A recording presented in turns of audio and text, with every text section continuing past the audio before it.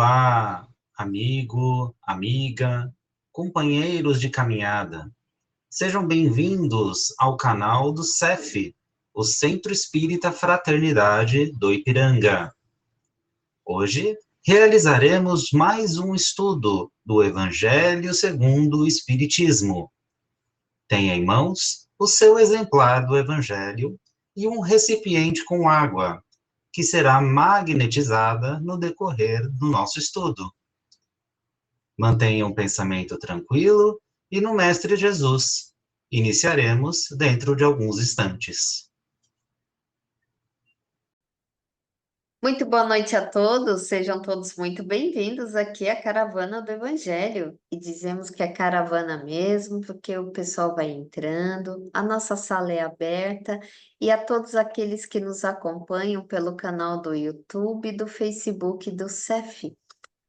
E para nós começarmos o nosso Evangelho de hoje, não esqueçam de colocar as águas para que sejam fluidificadas durante e ao final do nosso Evangelho. E Gerson, para iniciarmos, você trouxe uma mensagem para nós? Tem uma mensagem aqui do livro Abrindo as Portas Interiores. Ah, legal. Diz assim: não importa onde você esteja ou o que você esteja fazendo, eu estou sempre com você. Mas é preciso que você esteja consciente disso, ou você passará pela vida como um cego, desapercebido dos prodígios e belezas que o rodeiam, tateando seu caminho pela escuridão. Quando você está alerta, tem olhos para ver e ouvidos para ouvir. Todas as pequenas coisas da vida têm significados novos e mais profundos. Nada lhe passa desapercebido e você consegue enxergar um plano e um propósito permeando todos os acontecimentos de sua vida. E você sente real alegria e ânimo com tudo que está lhe acontecendo.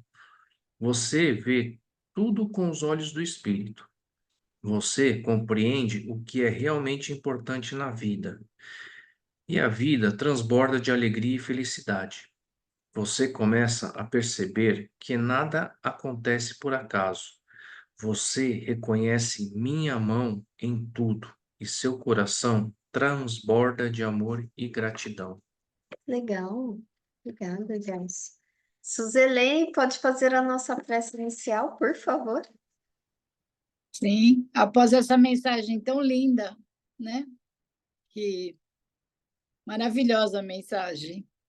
Então, vamos nesse momento, relaxando o nosso corpo físico, respirando calmamente, deixando nossos problemas de lado. Vamos serenando a nossa mente, acalmando os pensamentos.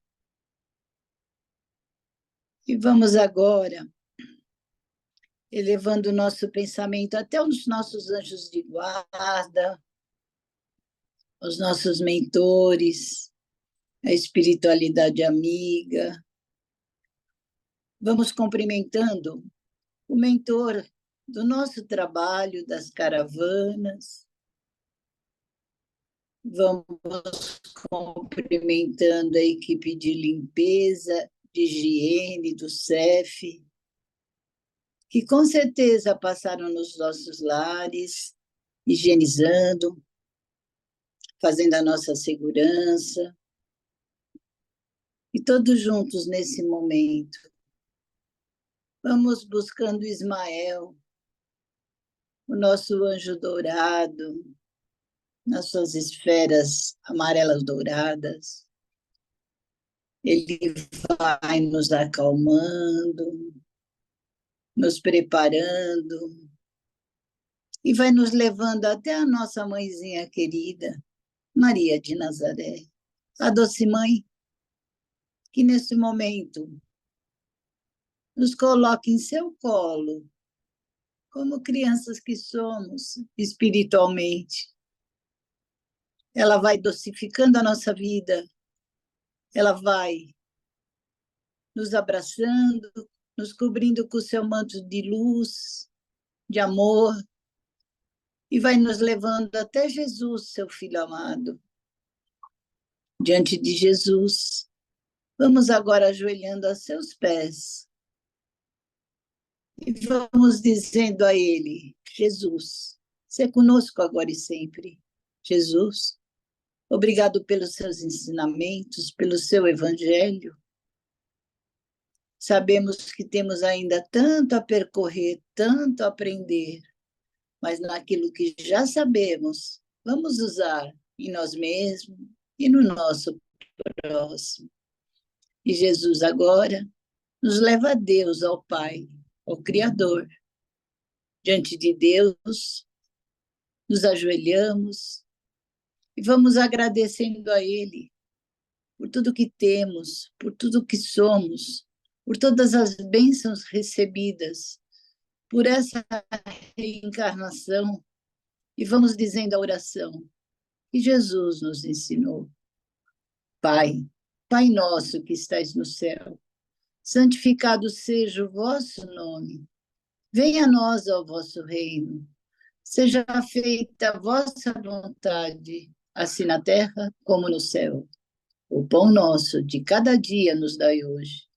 Perdoai as nossas ofensas, assim como nós perdoamos a quem nos tem ofendido.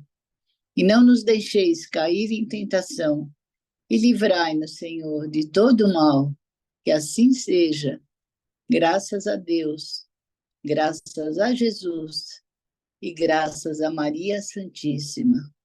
E começamos o nosso Evangelho. Obrigada, Suzeli. Gerson vai ler para nós? Vamos continuar aqui, então, o item que nós paramos na semana passada. Vamos lá. Desde o berço, a criança manifesta os instintos bons ou maus que traz de sua existência anterior. É preciso aplicar-se em estudá-los. Todos os males têm o seu princípio no egoísmo e no orgulho. Espreitai os menores sinais que revelam o germe desses vícios, e esforçai-vos por combatê-los, sem esperar que eles lancem raízes profundas. Fazei como o bom jardineiro, que arranca os brotos daninhos à medida que os vê aparecendo na árvore. Se deixardes desenvolver o egoísmo e o orgulho, não vos espanteis de serem, mais tarde, pagos com a ingratidão. Quando os pais fizeram tudo o que deveriam para o aperfeiçoamento moral de seus filhos e não foram bem-sucedidos, não têm do que lamentar e sua consciência pode estar tranquila. Quanto à amargura natural que experimentam pelo insucesso de seus esforços, Deus reserva-lhes uma imensa consolação, com a certeza de que é apenas um atraso momentâneo e que lhe será autorizado terminar em uma outra existência. A obra, então, começada. E um dia o filho ingrato os recompensará com o seu amor. Deus não dá as provas acima das forças daquele que as pede. Permite apenas as que podem ser cumpridas. Se não se consegue, não é por falta de possibilidades, mas de vontade. Pois quantos existem que ao invés de resistirem aos maus arrastamentos, neles se comprazem. A esses estão reservados o choro e as lamentações em existências posteriores. Admirais a bondade de Deus, que jamais fecha a porta ao arrependimento. Chega o dia em que o culpado está cansado de sofrer, em que seu orgulho foi, enfim, dominado. É então que Deus abre os braços paternais para o filho pródigo, que se lança aos seus pés.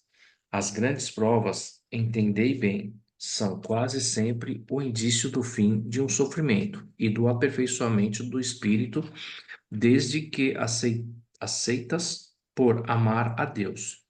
É um momento supremo, e é nele especialmente que importa não falir, lamentando-se se não quisermos perder a oportunidade de ter de recomeçar. Ao invés de vos queixardes, agradecei a Deus que vos oferece a ocasião de vencer, para vos dar o prêmio da vitória. Então, quando saído do turbilhão do mundo terrestre, entrardes no mundo dos espíritos, sereis ali aclamado como soldado que saiu vitorioso do centro da batalha. De todas as provas, as mais penosas são as que afetam o coração, aquele que suporta com coragem a miséria e as privações materiais, sucumbe sob o peso das amarguras domésticas, esmagado pela ingratidão dos seus. Oh, é uma pungente angústia essa. Mas o que pode, nessas circunstâncias, reerguer a coragem moral, senão o conhecimento das causas do mal e a certeza de que, se há longos sofrimentos, não há desesperos eternos, pois Deus não pode querer que a sua criatura sofra para sempre? O que há de mais consolador, de mais encorajador do que esse pensamento de que depende de si, de seus próprios esforços, abreviar o sofrimento, destruindo a si as causas do mal? Mas, para isso, é preciso deixar de olhar para a terra e não ver apenas uma única existência. É preciso elevar-se, pairar ao infinito do passado e do futuro. E então a grande justiça de Deus se revelará aos seus olhos. Espere com paciência, porque explicável se lhe torna o que lhe parecia monstruosidade da terra. As ofensas que recebeu não lhe parecem mais do que simples arranhões. Nesse golpe de vista lançado sobre o conjunto, os laços de família aparecem no seu verdadeiro sentido. Não são mais os laços frágeis da matéria que ligam os seus membros, mas os laços duráveis do espírito que se perpetuam e se consolidam, aperfeiçoando-se ao invés de se quebrarem com a reencarnação. Os espíritos cuja semelhança de gostos, identidade do progresso moral e afeição levam a reunir-se formam famílias. Esses mesmos espíritos, em suas migrações terrestres, buscam-se para agrupar-se, como faziam no espaço. Daí nascem as famílias unidas e homogêneas. E se, em suas peregrinações, ficam momentaneamente separados, se reencontram mais tarde, felizes com seu novo progresso. Mas como não devem trabalhar apenas para si mesmos, Deus permite que os espíritos menos avançados venham encarnar-se entre eles, para aurirem bons conselhos e bons exemplos, no interesse de sua própria evolução. Eles causam, muitas vezes, perturbações no meio, mas aí está a prova, essa é a tarefa. Acolhei-os, pois, como irmãos, vinde de uma ajuda, e, mais tarde, no mundo dos espíritos, a família se felicitará por haver salvo do naufrágio os que, por sua vez, poderam salvar os outros. Esse último parágrafo aqui, essa última frase, forte, né? É o que realmente a gente vai levar aqui. Nesse texto aqui, essa segunda parte que fala da ingratidão dos filhos e os laços de família, Santo Agostinho ele traz uma mensagem grande, mas tão importante aqui para todos nós na atualidade. E a gente viu que anteriormente a apelação aqui de Santo Agostinho é quanto à missão dos pais em relação a todos os filhos, em particular aqueles mais difíceis. E vale lembrar, o que que é difícil? Difícil é aquilo que a gente ainda não aprendeu a lidar. Que vem aquelas para perdoar, para serem perdoados. Esses mais difíceis são para amar, para serem amados. Vai transformando esses relacionamentos antipáticos em simpáticos, desagradáveis em agradáveis, de ódio em amor. Então é isso que Santo Agostinho ele nos propõe aqui nesse texto dele.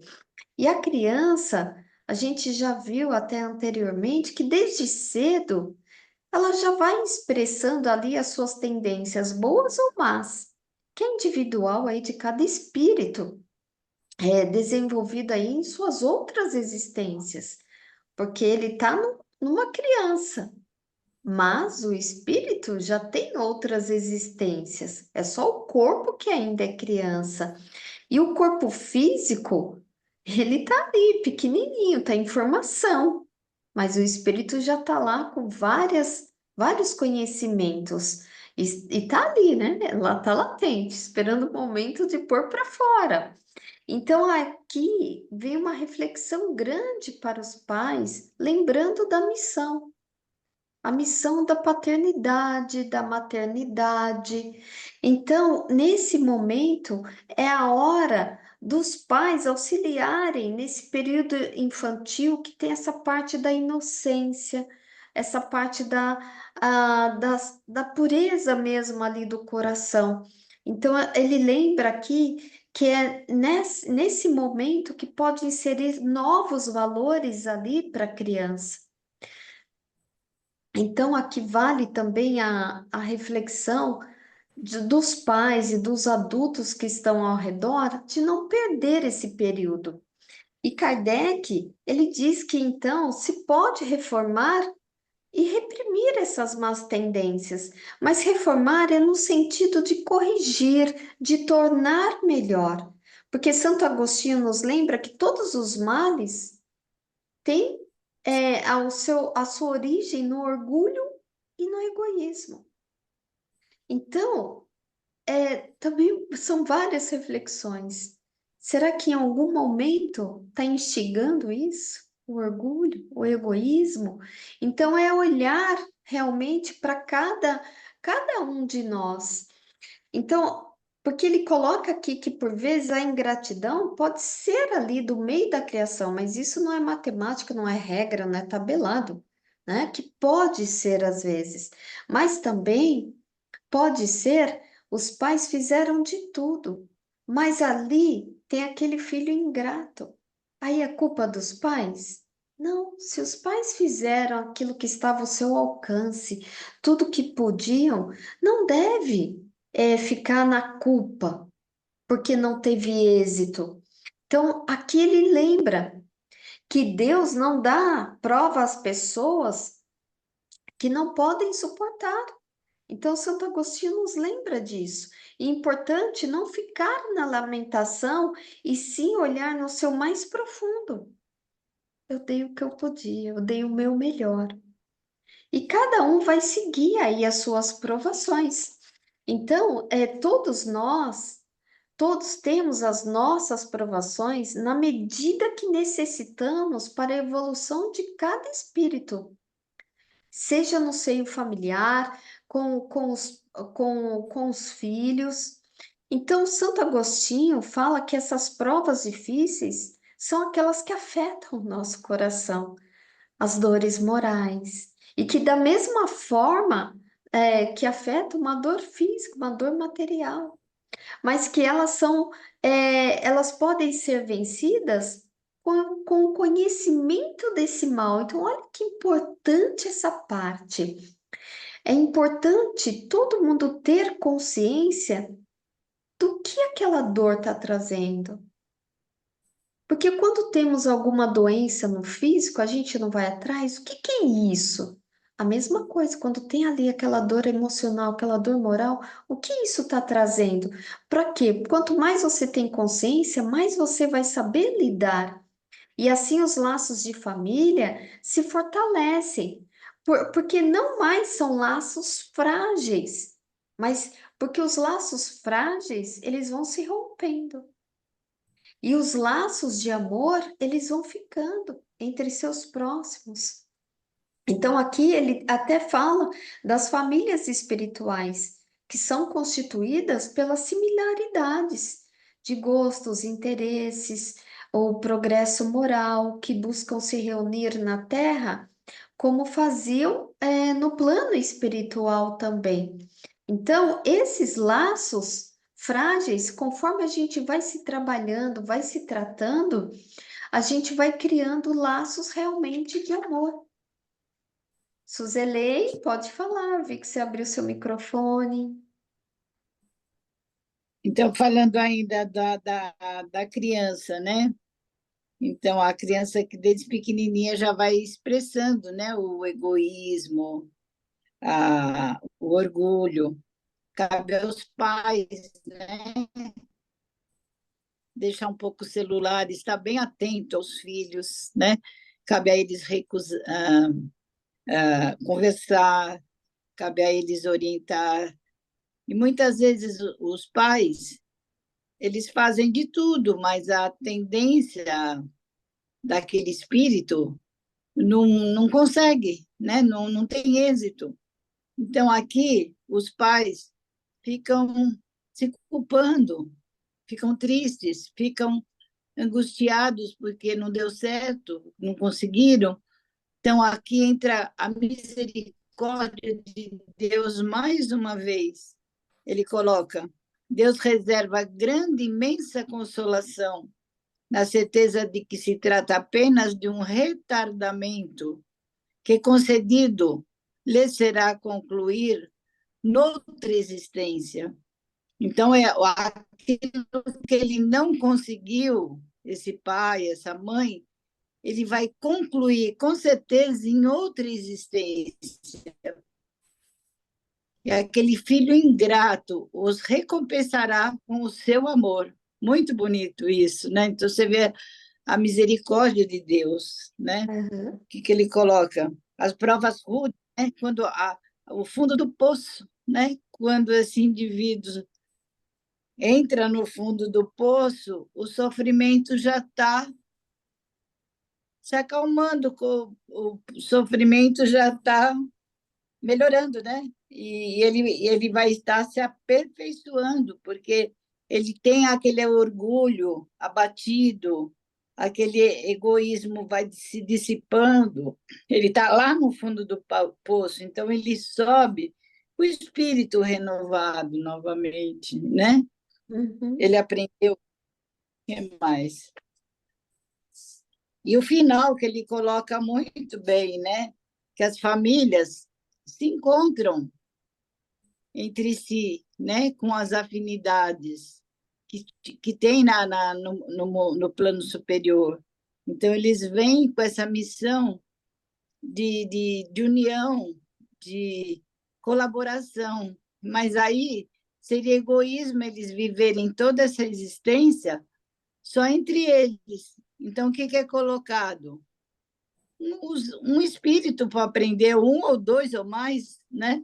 Dentro daquele seio familiar, onde esse espírito mais inferior vai se beneficiar com os bons exemplos dessa família que é unida, coesa, né? Foi isso que eu entendi. Isso mesmo, Suzelei. Luiz Carlos, pode falar, por favor. Só fazendo um resumo de tudo aí, porque o que acontece? A gente, como pai, se recebe a ingratidão, a gente também tem que estar apto a perdoar. E nesse perdão, por quê? Porque a gente não pode ficar preso nisso daí, na lamentação, no choro, na mágoa, porque isso nos leva à questão maior. Então, tem uma frase mesmo disso aqui que diz que a reclamação é como areia movediça. Quanto mais você mexe, mais você se afunda. Então, ou seja, nós temos que trabalhar, porque a ingratidão é um dos mais perversos campos do egoísmo, em que ele está mais acentuado. Então, quando há ingratidão de alguém, você tem que mais não se afastar, mas trabalhar mais o perdão. Uhum. Então, fazendo um exemplo também aqui, a vida, Jesus nos pede vigiar e orar. Quando muito a gente consegue vigiar, por 3 horas por dia, 2 horas por dia, mas para vigiar o dia inteiro a gente ainda não é capaz. Imagine vigiar uma semana, um mês, a vida inteira, só Jesus que conseguiu esse feito grande aí disso. Então, sabendo disso daqui, mais ainda que a gente se sente necessitado do perdão. Se não perdoarmos, como é que vamos querer que os outros nos perdoem? Então, é essa a questão que eu vejo aí como engrandecimento para nós mesmos, não para os outros. É a minha visão. Obrigado. Obrigada, Luiz. Cleide, se abriu seu microfone, pode falar. Sim, só para ponto final, né? Só um pequeno detalhe. Como o Luiz Carlos falou, a gente tem a obrigação de perdoar, né? Então a gente sabe que é 50%, 50%, né? Quem pratica a ingratidão tem a missão de se melhorar, né? Se não for nessa vida, vai ser na próxima, né? Deus, ele é paciente. E ele sabe que cada um tem o seu tempo, né? E a gente que recebe a ingratidão, a gente também tem a nossa missão, que é perdoar, Uhum. né? Fazer de tudo para perdoar. Mesmo porque quando chegar lá do outro lado, Deus vai perguntar: o que que você fez com os filhos que eu te dei? Como os talentos, né? Não deixa de ser talentos, né? Isso mesmo. É só isso. Cleide, assim como ele disse, né, aí no último capítulo, então a gente vai ver que o amor, ele deve sempre ser distribuído com os outros. E aqueles espíritos menos adiantados, eles podem reencarnar para aprender com aqueles que já estão um pouquinho mais evoluídos. E assim, causa um pouco de desconforto? Sim, causa. Mas todos estão envolvidos nesse processo, aquele que é menos adiantado e aquele que é um pouquinho mais adiantado. Então, todos estão nesse processo para auxiliar também e serem auxiliados.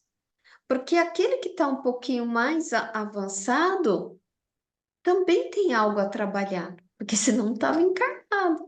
Trabalhar a paciência, desenvolver o amor, né? Então, são tantas reflexões que traz aqui o Santo Agostinho, né, gente? Mas, olha só, pode falar, Cleide. Não, isso aí é comentar, né, que como é importante a gente fazer o evangelho e estudar o evangelho, porque realmente isso fica muito mais fácil, gente. Porque nas adversidades a gente sempre tem uma pergunta a se fazer, É. né? Uhum, Quem será que eu fui, né? Por que que eu estou passando por isso? Por que que essa pessoa é assim comigo, né? Porque a uhum, gente tem sempre que buscar alguma coisa para se melhorar, uhum, um motivo, né? Porque a gente não muda ninguém, mas é como você falou, a gente está aqui para dar exemplo e uhum. se melhorar. Isso Então, mesmo. assim, para mim, estudar o Evangelho foi salvador, né? Porque o sofrimento fica mais leve. Como Jesus falou, o fardo fica mais leve. Porque você também se questiona, por que será que eu estou passando por isso, né? Isso. Será que eu tenho que ter mais compaixão? Que melhor exemplo eu posso dar para essa pessoa, para esse filho, né? Uhum. Então, assim, a gente já se questiona, já busca se melhorar um pouco mais, né? A gente já Uhum. se cobra mais, né? O Então, o melhor evangelho é exemplo muito é sempre importante. a auto-melhoria, né? Exatamente. Para a gente Uhum. e para o exemplo que a gente está dando. Então, que não seja por ninguém, mas que seja até por você mesmo, por Por você egoísmo, que você mesmo. sabe que você está se É, melhorando e isso dando um bom mesmo. exemplo. Isso mesmo. Esse é o egoísmo bom. Exatamente. Olha só, Luiz, estamos chegando ao final, mas você pode fazer a nossa prece final, por favor. Então, vamos assim, reunindo-nos para a doação. Lembrando mais uma vez que a vibração é a doação do nosso amor. Que enchemos o coração de amor e doemos para todo o nosso planeta azul, por todos os viventes das águas, por todos os viventes terrestres, pelos países que ainda estão em guerras, pelas catástrofes que ocorrem, por todo o medo que assola este momento de transição a todos, a uma grande maioria. Que possamos auxiliá-lo, doando energias amorosas. E assim, vibrando por todos aqueles que estão nos hospitais, nos asilos, orfanatos, creches, berçários, aqueles que se sentem abandonados, desamparados, por todos aqueles que estão na ansiedade ou na depressão. E assim vamos vibrando por aqueles que moram nas ruas, nos viciados, aos criminosos, aqueles que estão nos presídios. Todo leito de dor, deixemos o nosso coração se expandir numa onda amorosa imensa, para que a espiritualidade possa distribuir a quem se fizer merecedor. Vamos vibrando pela nossa doutrina, por todos aqueles que estudam o Evangelho que Jesus nos trouxe. E assim, a nosso Espiritismo, a nossa aliança, a nossa casa, o serve. Que possamos vibrar amor, harmonia, com todos os dirigentes, os trabalhadores e os assistidos. E vamos vibrando por este grupo de estudos, que possamos cada vez melhor estarmos unidos e amparados com a espiritualidade maior. E neste momento, a presença do amigo Dr. Bezerra de Menezes, para amparar toda a proteção nas águas que carregamos conosco agora, vibrando a emoção, a alegria, a bênção, para que a água se magnetize e fluidifique para o bem de cada um. E estendendo que essa vibração possa também atingir as águas das caixas d'água, onde fazemos toda a nossa higienização, a higienização alimentar e todo o uso de limpeza, que toda ela seja beneficiada. E assim vamos agradecendo a oportunidade neste momento, abraçando o nosso anjo guardião, aos mentores da casa, a toda a espiritualidade maior, e junto com Jesus, vamos chegando a Deus, nosso Pai, onde agradecemos por esta oportunidade de trabalho. Que assim seja, graças a Deus.